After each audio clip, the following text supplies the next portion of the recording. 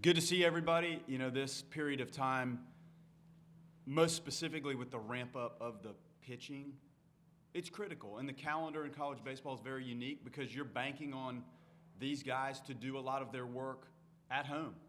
And then when you get back in early January, you do hope that they followed the protocol of what they were asked to do. That's the most critical part of what you get into in our sport this time of year.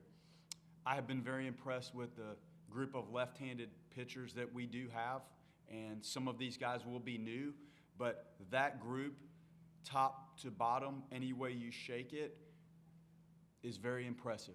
And we need the right-handed side of this thing to stabilize, and I've seen flashes, things that I really like. I've seen flashes of things that I don't like at all, and that could be said for the left-handed group and the right-handed group. But overall, I do like the depth of what I've seen out of the pitching. I will go back to what I led with, is that part of that ramp up and build up and the expectation keeps those guys on track and healthy. And our sport, you can look at any team in Major League Baseball and college team, we all try to avoid those situations where you have an arm that's down, and it's difficult. Positionally, you do have some returning stabilizing factors in there. I do like the athleticism of the team. Every team is different. Like, you're not going to have two identical teams. The expectations of the result of the season doesn't change, but how you get there will change. It has to change. It changes on the mound with new faces and new pieces and new roles, and it undoubtedly will change positionally with what we are going to put on the field. And I like the athleticism. I don't know in my time that I've had the capabilities in the outfield to range and run like I see here. I've had some really good outfields in my time, but this is very unique. Last year's outfield was very dynamic. It was unique. I think it was more oriented on the offensive side, and the firepower was clearly there. But this is also a unique profile of outfielders when you have a lot of guys that could go play center field, not just here, but I think anywhere. They're pretty talented, and there's some get up and go and run that you don't see, and it's here. It's very competitive. Like, I think our infielders, watching this now from the fall and through the early parts of the preseason, I think you could put guys in different spots and be just fine. And I think when I watch them go through their work, it's a pretty savvy infield group. We have to firm up what we're doing at first base. Really, none of the guys that we're working over there have played significantly at this level or any level at first base. And I do think that's okay, because generally speaking, your athletes are other places coming into a college program. It's not, you can't have 4 people that have only ever played first base on the roster. You can, but you're probably not going to like the overall group as a whole positionally. So we're trying to teach some physical athletic guys how to play that position at a high level. And when you bring Daniel Cantu last year, was very consistent, and he made the position look easy, and it cleaned up a lot of stuff that happened in the infield. It did. So we have to get to the bottom of that, and we will, but that is a little bit of a work in progress. Concerns that I have: can our dynamic left-handed power type bats, Miles Bailey, Bladen Plain, Max Williams, can those guys give you the quality of the at-bat that does produce the extra base hit at a rate that allows you to score in bunches? We have some work to do there. That is a concern. The quality of the at-bat will determine how much of that power plays. And you all sat right here and watched it as last season started to play out. You saw some very advanced approaches and at-bats. And combine that with talent, and you start to put up really good offensive numbers, and that clearly helped. I feel like this team has to be very difficult to score on, and if you're difficult to score on through the caliber of the pitching and the athleticism of the defense, those athletes that are playing good defense, they're going to figure out some way to score. It may not be the way last year's team scored, but that's okay. If you're hard to score on, then it does change maybe what you have to do offensively to push your way through in some of these games. That's how I see it right now, and I do like where we are, and I do like what I see at this point. Open up to questions. Call for the microphone, please. Hey, Coach, I think this is the first time we've talked to you since the schedule was released. You've got playing 5 teams ranked in preseason top 15. I think 7 teams that made the tournament last year. How difficult will that be to kind of manage that schedule? But also a lot of those series are at home. How great is it for this baseball community to get some of those great series in their home park? Yeah, the fans are the absolute best. And I thought last year with some of the modifications and maybe what was available from a concession standpoint, and clearly the excitement of the midweek game, and you have the marching Chiefs, and you have all of that going, on top of the fact that the team was pretty dang fun to come watch, quite frankly. So those are all unique parts of what made it great, and I think we're headed in that direction again. The scheduling, you never really feel like you have a clear pathway with your schedule. I don't know the rankings. I don't really look at it. I do know when I look up and down that thing, there's very, very competitive traditional teams. And early on, there's some teams that are very, very, very competitive that are coming in here. Tough. The midweek stuff, it doesn't get any more challenging than what we deal with in the middle of the week here. It doesn't. I mean, I've coached all over the place. So there's no wiggle room. And I look to last year. Even when you get out of the gates, you're trying to do unique things along the way that keep pushing it. And last year it was, hey, can you be the last undefeated team? So you're constantly trying to. There's things hanging there that you're trying to reach for, and then an expectation of mine and a hope for the program is that we do have the opportunity to have postseason games here. So when you look at that schedule, no matter who's on it, you have to perform if you think you're going to be at home in the postseason. And number one, you have to play well enough to think you're in the discussion for the postseason. So it continues to mount and build as to what you're shooting for. But, yeah, the ACC, it's always going to be really, really, really tough. And when you throw Cal and Stanford into the equation, the geography of it and those teams are good. So there's no breathing room, not from the first series through the midweek stuff all the way to the end. So it's a good, tough schedule, and I think the fans here, clearly they're going to come out and enjoy it, and I hope we can answer and deliver.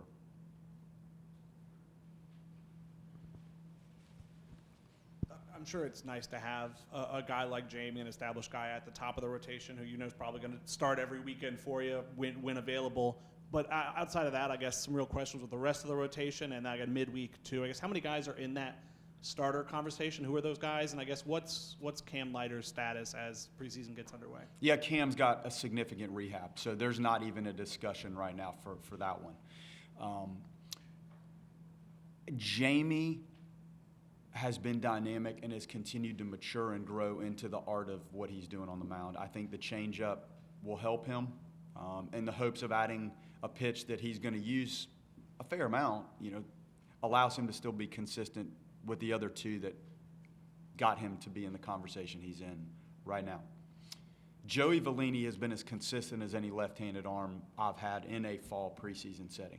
He really has. He's a transfer from South Florida. He was banged up a little bit, came through his Tommy John, and now he's back. And it's been fun to watch him navigate. There's 4 pitches in play. It's not maybe the fastball velocity that you see out of Arnold or Mendez or some of the other guys, but the pitch ability has been there. We haven't gotten into lengthy starts in the season yet, but you sure like what you see when you look in the crystal ball with Vellini. Wes Mendez, thoroughbred type horse. I was talking yesterday. It's like that horse that's out in the field that's running around, and you want to get that horse in that stable and get that horse acclimated, and then you run the Derby with that thoroughbred. I feel like that's what Wes is. It is a dynamic, downhill, explosive fastball with some velo. The secondary packages are really good. It's just the command, and can we get that horse, that saddle on it, and manage what we're doing, and Micah has moved him along. I've seen growth from the fall to what we saw last weekend, and these next two will provide more insight as to how that looks. And probably talking 8 or 9 guys that we're still building up. I mean, you got Lauk Rowan, you got Johnny Abraham, you got Evan Crest, you got Peyton Prescott, you got Jamie Arnold, you got Mendez, you got Valini. That's where we are. And you want to keep building these guys. And at some point, you know, the hourglass of let's build these guys up has run out, and you're going to go play, and then things change. But we're still 8 or 9 guys. Jacob Marlowe has been effective. That's a name that was here, but you didn't hear it. Like, it's coming. So that's a lot of names, and that's a good thing. And I don't want to diminish the importance of the leverage guys that we have out of the pen. And I just had an interview with Danny Wexelman and Roddy Jones on the season, and you look at reflecting how many innings did we play last year that had no bearing on the season. You can probably count them on your fingers, right? There's not many to just be. Every inning is a leverage inning in college because there's always something that you're playing for. Always. So all of those innings are important. The guys that start, that's important. But it might not be more important than the guys that manage the back end of the game. So there is that balance, and I don't ever want to diminish or change the importance of that. Some of the most meaningful innings that you guys covered last year were not the starting innings. It was how you get through this thing out here to put some regional games away. How do you finish games in Omaha? How do you manage that and the bounce back? Those guys are really, really, really important, and there's a group down there that has provided some excitement, and some of that group is going to be guys that actually don't end up starting some of the games. So, again, the depth of it is impressive, and then our job will be what seems to suit everybody best when we get into the roles. But I do like what I see, starting-wise or build-up, and then some of the other ones. Coach, when we spoke to Jamie during the fall, he mentioned that being around Team USA kind of showed him that like all these elite guys were just regular, down-to-earth dudes. Have you seen any kind of change out of Jamie? It seems like, you know, when you're that Friday night ace, you need to kind of have some sort of cachet or swagger to you. Have you seen anything different out of Jamie from how he carries himself or as a leader? Not at all, really, and that's a good thing. And when we talk about leadership and captains, it's you be you. Like, our guys will eventually pick their captains, but they're picking them because of them. And they can decide what traits represent what they would like leadership to look like to them or captains. And I think number one with him is he works very hard, and he's diligent, and he's grown, and he's delivered. Like, you have to deliver the results to actually be in a position truly in college athletics of are we really leading? You have to do some of that out there, and he does. I think the knowledge and growth of self helps a lot, and having staffing, especially from Micah and Rob, that manage what he does every day in his training, it's critical. And he's embraced the whole body of work to be an elite arm at this level and beyond. And every pitcher has to do things their way. Like, it has to work for them their way. So you do modify some of the progressions throughout the course of a week post-start. There's things that guys like to do and seems to work. So he's in a really good spot. But there doesn't need to be a change in Jamie Arnold. You know, the change is just how he naturally and organically continues to grow and bloom and figure out his craft and figure out him. And we talk about some of the distractions when you're really good are different than when the team or the individuals are not as good, playing as well or as talented. There's more asked of you from a lot of different layers, from the media layer. This is all good. From the scouting layer, from the visibility, from the TV. There's a lot that goes into things when you're good. And I ask them, when you walk out of this room, we always start in here. When you walk out onto that field, it is absolute lock in and deliver and do your work and task at hand, so you can start to separate those worlds that inevitably come at you when you're starting to perform at a very elite level. Jackson's looks more physical, and he looks like he's gotten better in almost every single phase of his game. Just how big of strides have you seen him make since last year? All around. Brad Vanderglass worked so hard with our catchers, so hard. And Jackson caught a lot and got beat up. And we saw his weight as the season went on go down. He's in a really good spot right now. And we talk about quality of at-bat. Jackson West's quality of at-bat has been pretty good. And he's hanging in there against some tough left-handed arms and holding his own. And the power is starting to come. I think you even saw it like in the Garnet and Gold game, and you see it out here in the preseason. It's been fun to watch. And then the management of game and the receiving. When you're catching, if you're catching an entire game, you're catching 120 to 150 pitches, and there's 50 or 60 in there that are so critical to what you're doing, and then some of the blocks, critical stuff. So, balancing the offensive enjoyment and the things you can do and coming back and putting the gear on and going to catch at a high level, it's very demanding. And then running the bases. We've got all the catchers, coming into college, very few catchers have ever run the bases because of the rules in high school and their travel ball stuff. So he's becoming a complete player, and you're seeing it. You sat out there and watched it. It's pretty fun. Hey, Coach. What kind of progression have you seen from some of the newcomers, especially the freshmen, from fall ball into now as you guys get closer to first pitch? Well, the freshmen, this is an interesting era of college athletics because there may not be as many freshmen. So when you look around and you see Noah Sheffield, I've seen growth in him defensively. He got a good sense of what he was doing from an offensive side. I think he was advanced. The pitch recognition, for all that we do, we can see what they look like. We can see what they do. We can't see what they see. So he seems to decode pitches pretty well. It's the hardest thing for us as coaches is to get in there and see what that 88-mile-an-hour slider actually looks like to the guy standing in. He seems to recognize it. And he's athletic. He's worked at third. He's worked at short, some second. Where does he factor in? It's tough to say right now, but he's making an impact. Jace Estes from Wakulla from down the road, that Joker hangs in there, and, Taylor Walls is out here working out occasionally, and you start saying, all right, is Jace Estes, is he hanging in there? Is this the makings of a Taylor Walls? He's had some really bright spots, especially when we played the outside fall games. The speed of the game for those guys in the infield is unique. It's different than when you're playing high school games. Miles Bailey, very athletic, physical, capable, of a lot. When you look at Cam Smith, and I wasn't here when Tibbs and Ferrer were freshmen, but when you're thrown into that, again, what does it look like when the relievers come in the seventh inning to face you and you're left on left and you haven't seen these guys before? How well can he master those moments?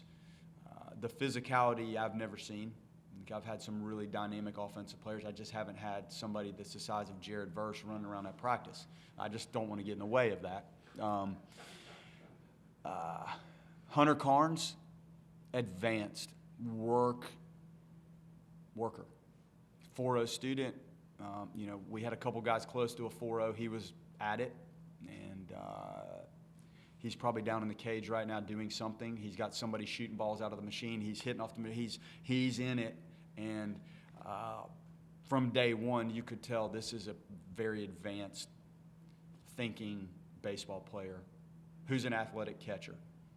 So those are the freshmen that I guess have stood out throughout the long haul. I'm probably forgetting some guys on the mound. When you have the capability to add the transfers, like you're building this roster, and you have a capability to grab age. And sometimes the freshman group isn't as big as it was 10 years ago in this thing. So it's a little harder to jump in there and grab innings as a young player.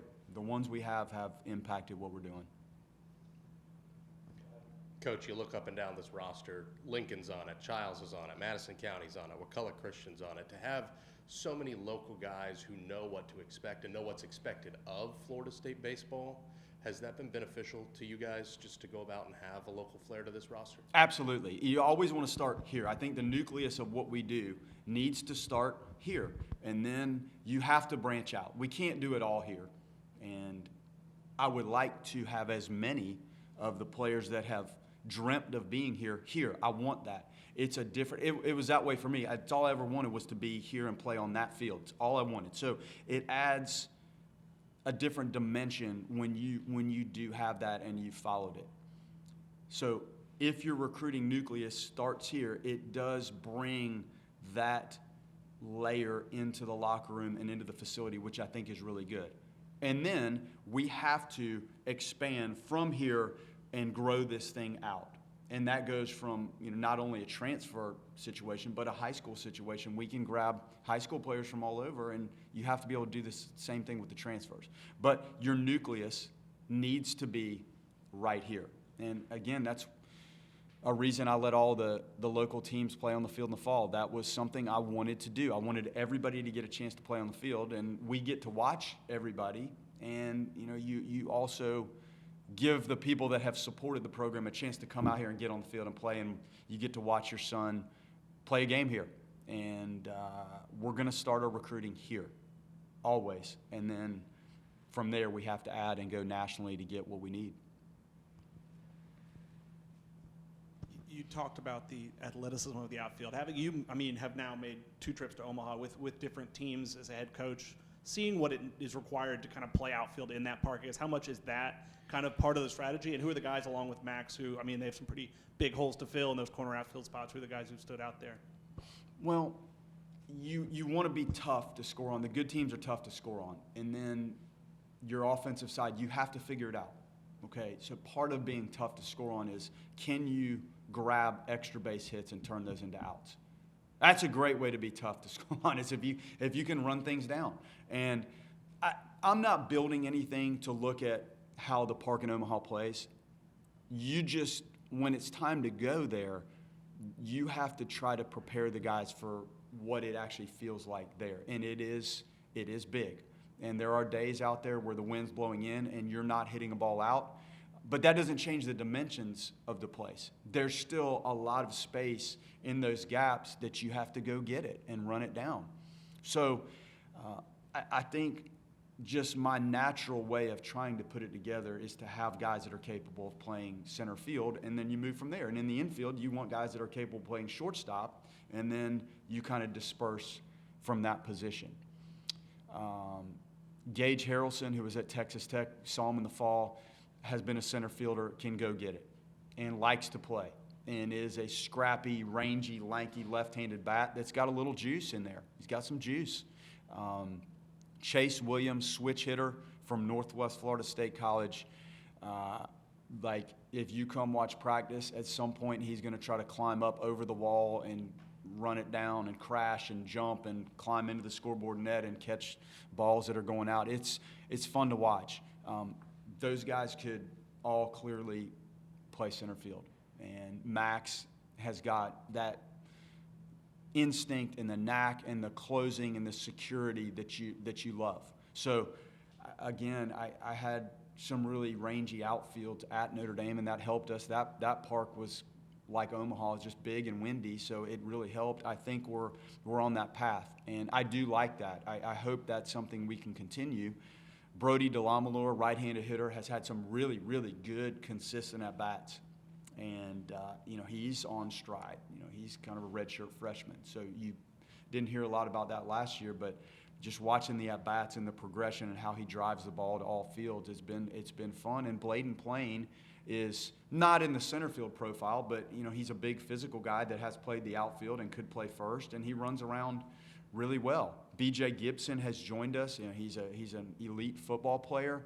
But Coach Norvell and I have talked, and this was part of the recruiting, that when it was time for baseball, he was going to join us and work on baseball. And he's another guy that could run out there and play center field. He just hasn't had the reps in the fall that the guys that were here had. So that's a pretty good group of outfielders. And where the chips fall when we try to move those guys around and position them, that we don't know that yet, but it's fun to watch them.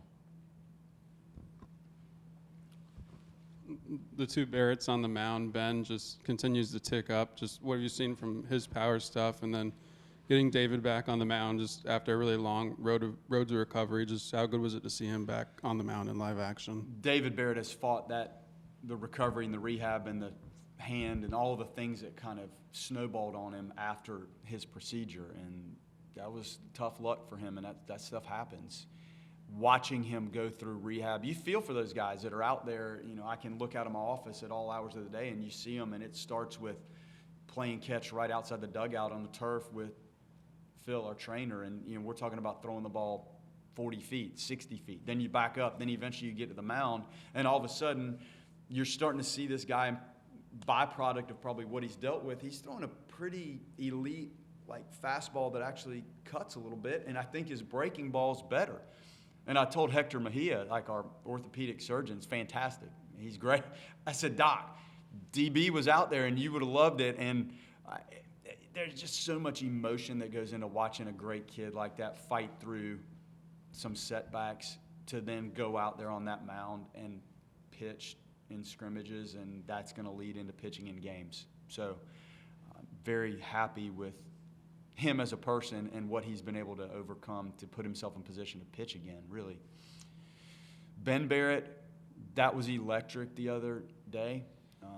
When you see a guy running 96, 98, power sinkers up there, and the slider that he was throwing, when our guys that have been through this come over to me and the comments they were making of what that looked like, that's fun information to get. So, and how we use him, I don't know. Right now, we just want repeated outings of stuff and bounce back. That's what we weren't getting before. He had some hurdles that he couldn't quite get over. But what I saw out there the other day is rare, and if we can stay on track with the progression and the availability and the health, he's going to help us in any capacity that we want to use him in. It was dynamic.